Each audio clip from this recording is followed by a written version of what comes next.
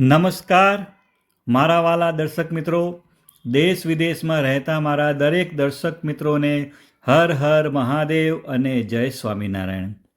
મિત્રો, આપણે બધા દિવસમાં એકવાર તો રોટલી ખાઈએ જ છીએ, પણ શું મિત્રો એવું બને કે આ રોટલી આપણી દવાનું કામ કરે અને આપણી નાની મોટી બીમારીઓને રોકવાનું પણ કામ કરે?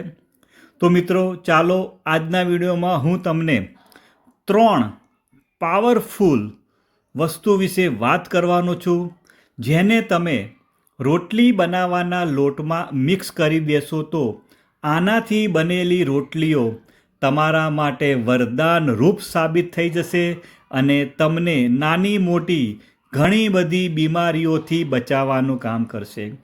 તો મિત્રો ચાલો એક પણ મિનિટની વાર કર્યા વગર આપણે આ રસપ્રદ વિડીયોની શરૂઆત કરીએ અને કઈ 3 વસ્તુઓ છે જેને તમારે રોટલી બનાવવાના લોટમાં મિક્સ કરવાની છે.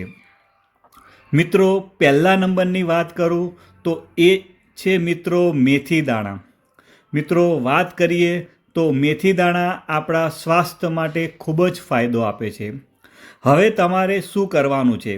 તો તમારે મેથી દાણાને તવી ઉપર થોડા શેકવાના છે, પછી તમારે મિક્સરમાં એને ક્રશ કરીને પાવડર બનાવવાનો છે અને જે પાવડર થઈ જાય એને 1 થી 2 ચમચી એ પાવડર તમારે રોટલી બનાવવાના લોટમાં મિક્સ કરવાનો છે અને તમારે એની રોટલીઓ બનાવી અને એ ખાવાની છે. પણ મિત્રો, જો તમે વધારે પ્રમાણમાં મેથીનો પાવડર નાખશો તો તમારી રોટલી થોડી કડવી થઈ જશે, એટલે આપણે લિમિટમાં જ તમારે મેથીનો પાવડર મિક્સ કરવાનો છે. મિત્રો, બીજા નંબરની વાત કરું તો એ છે અજમાનો પાવડર. મિત્રો, વાત કરીએ તો એ પણ આપણા સ્વાસ્થ્ય માટે ખૂબ જ ફાયદાકારક છે અને ગેસ, એસિડિટી જેવી સમસ્યાઓ માટે તો એ રામબાણ ઈલાજ કહેવામાં આવે છે.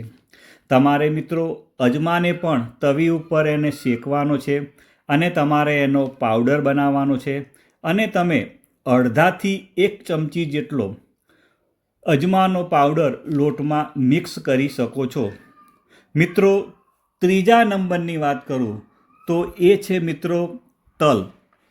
મિત્રો, તલની વાત કરીએ તો તલના ઔષધીય ગુણો ઘણા બધા હોય છે. એની અંદર કેલ્શિયમ પણ મિત્રો ખૂબ જ સારી માત્રામાં હોય છે. તમારે તલને પણ શેકી અને એનો પાવડર બનાવી દેવાનો છે અને તમારે લોટમાં 1 ચમચી જે પાવડર છે બનાવેલો એ લોટમાં નાખી અને તમે એની રોટલી બનાવી શકો છો.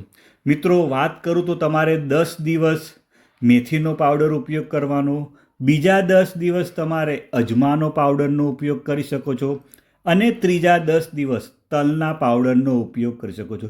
એટલે કે આખા મહિનામાં તમારે 10 દિવસ, પહેલા 10 દિવસ તમે મેથીનો પાવડર, બીજા 10 દિવસ અજમાનો પાવડર અને ત્રીજા 10 દિવસ તલનો પાવડર, એમ તમારે દરેક મહિને આવી રીતે રિપીટ કરશો તો ચોક્કસ તમને સારો એવો ફાયદો થશે. અને વાત કરીએ તો રોટલી આપણે ખાઈએ જ છીએ અને જો તમે આવી રીતે આ જે ઔષધીય જડીબુટ્ટીનો પાવડર તમે જો રોટલીમાં બનાવીને નાખશો તો તમારી નાની મોટી બીમારીઓને રોકવાનું કામ કરશે. મિત્રો, તમને મારો વિડીયો સારો લાગ્યો તો લાઈક કરવાનું ભૂલતા નહીં. આવજો મિત્રો, બાય બાય.